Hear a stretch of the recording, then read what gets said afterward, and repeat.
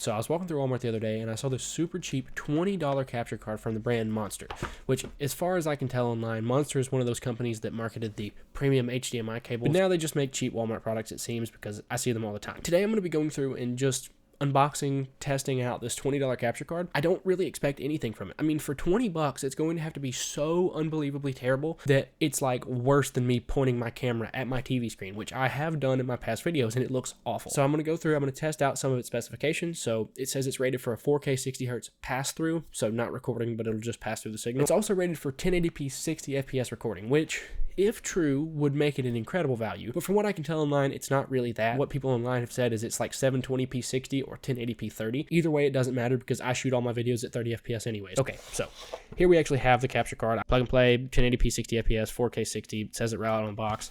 You have your little capture card wrapped in plastic, and it's really tiny. Okay, so as for I/O, it's really simple. It has your HDMI input and your HDMI output, as well as 4K 60 rated right there on the actual product itself, which, again, I don't really know how much I believe that one. And then on the other side, you have microphone input and a headphone input. These are going to be useless to me, but if you're trying to like capture a PlayStation 5 and stream it to the internet, these might be crucial for you. This is where things get really interesting. This is a USB port. It's not a USB-C port. It's not some kind of specialized port. It's a USB port. And in the box comes a USB death cable. It's a USB-A to USB-A cable. And if you do not know, this is not how this works. If you plug this into two normal USB ports, it's just going to fry itself by sending power to each other. Now, some devices like this one are rated for this, where they swap around the data and the power cable, so it's not going to be a problem for this per se. Just don't try to use this for, like, I don't know, trying to like transfer data between your PC and your laptop, because it's really not going to end well. But I got to get this hooked up to OBS, and I got to get it hooked up to my AV receiver and just see how it goes. So I used much too long of an HDMI cable the first time, and it gave me some weird looking artifacts, but after swapping that around, we were back to normal. So our first test here is going to be The Legend of Zelda in 1080p 30 FPS. It's actually running at 60 FPS on my modded Nintendo Switch. If you want to watch that video, link down in the description. I mean, it really looks good to me. Like, the frame rate is completely consistent. There doesn't seem to be any weird color issues. The capture looks completely fine. I mean, again, it's only coming out of the Switch at 1080p itself, or maybe even lower because of dynamic resolution. But overall, I didn't notice any kind of weird artifacts. Everything looks completely fine. And on my end, on the actual TV, everything was fine with the pass-through, including audio eARC back to my AV receiver.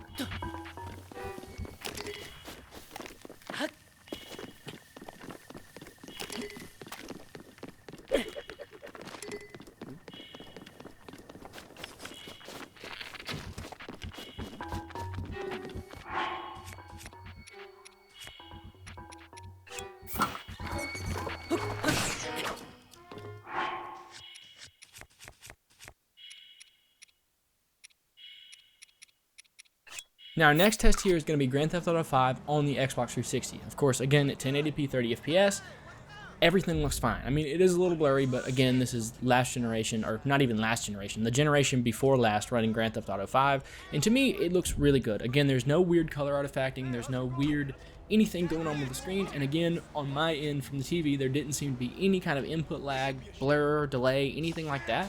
So if you want to capture games on an Xbox 360 or a Nintendo Switch, some kind of older console, works perfectly fine with me. Liquidity's a bitch. Get over here so I can give you the new repo list. All right, dog. I'll be around when I get a chance.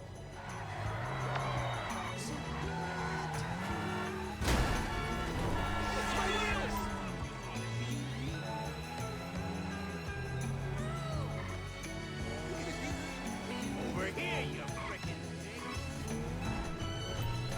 The sun rises and sets in Los Santos, and I'm here with you playing this beautiful music.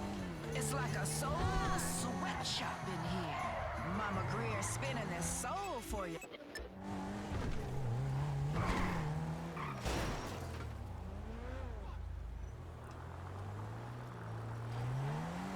Now, for our next test, you're going to sort of have to trust me here, because this video is going to be rendered in 30 FPS. However, this gameplay is being recorded at 1080p 60 FPS. I forced that in OBS. Now, to me, it does look a little bit blurrier. It almost looks like it has been lowered down in resolution, and the frame rate is a little bit jumpy, which, to be fair, if you can see the FPS counter on the top, might be a problem with the Switch. However, 1080p 60 or whatever resolution this is seems to look really good. Still no color issues, still no artifacting issues. Again, it is a little blurrier than it's supposed to be, but if you're dead set on recording in 60 FPS, it's really not bad at all. Now, for the second test in 60 FPS, here we have Mario Kart, and this is where I feel like you can definitely tell the resolution gets a little bit weird. It's definitely not as sharp as you would assume 1080p to be. However, it's very smooth. There's no problems with the clip as far as I'm concerned, and it's reporting at 60 FPS 1080p in DaVinci Resolve, so I'm really not sure what to make of that. However, I believe it was because OBS forced it, so I'm not sure.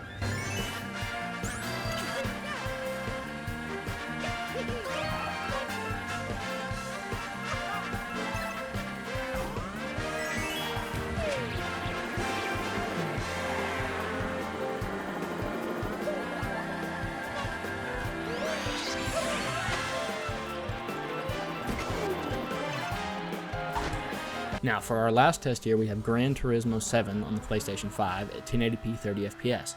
And again, it looks incredible. I mean, it really speaks for itself. For 20 bucks, this is the kind of recording capabilities that you're going to get. And again, $20, it's really, really hard not to recommend this product to somebody who needs a capture card, especially if they're not planning on doing anything crazy with it.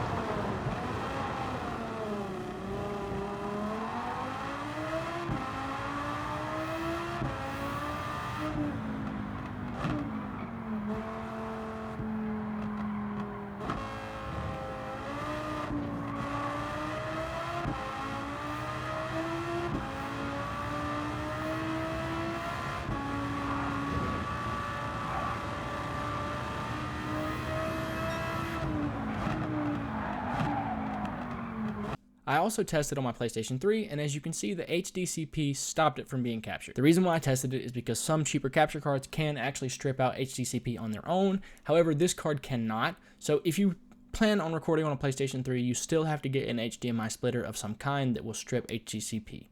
However, I also tested the pass-through capabilities. As you can see on the screen, PlayStation 5, 4K 60 HDR10, this is without any capture card being enabled. After plugging in the capture cards, you get the adjust display area screen, and then according to my TV, I'm getting 4K 60 Hz pass-through. However, as you can see, the HDR10 got dropped, which I guess, what can you expect? I wasn't expecting 4K 60 at all. However, 4K 60 without HDR is still really good for a $20 capture card. And for my last pass-through test, I actually checked to see if this would work, and it did. 1080p 120 Hz works absolutely fine. So if you're running on a 1080p 120 Hz monitor on the PlayStation 5, you'll have no problems with passing through that signal. Which is why I was playing Gran Turismo 7 in the first place, because this is running at 1080p 120 Hz on the PlayStation 5. Smoothness is great. There's no issues with the pass-through, no delay, no lag, no nothing. And I recorded for over 30 minutes straight on this capture card, and I noticed no overheating problems. It was still ice cold to the touch.